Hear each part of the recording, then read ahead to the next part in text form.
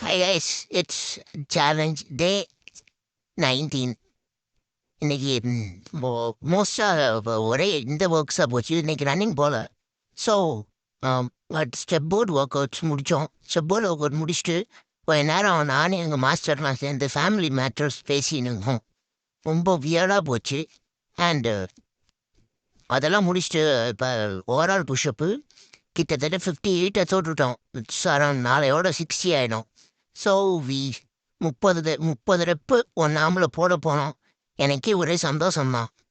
ஆம்ஸ்லாம் இப்போ பயங்கர டெவலப்மெண்ட் இருக்குது ஆமில். நீங்கள் என்னோட ஃபஸ்ட்டு இருந்த ஆமை பார்க்கறதுக்கும் இப்போயும் ரொம்பவுமே டிஃபைன்டாக செம்மையாக இருக்குது.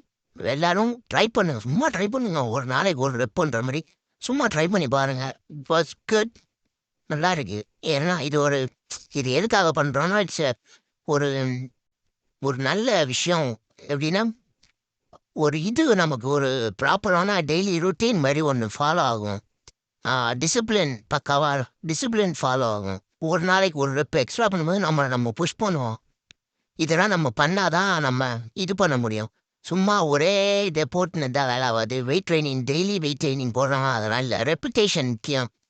ஒரு ரெப்பு இல்லை வெயிட் முக்கியம். Reputation is more important guys. Push yourself. நீங்கள் தான் உங்களை புஷ் பண்ணுங்க கைஸ்.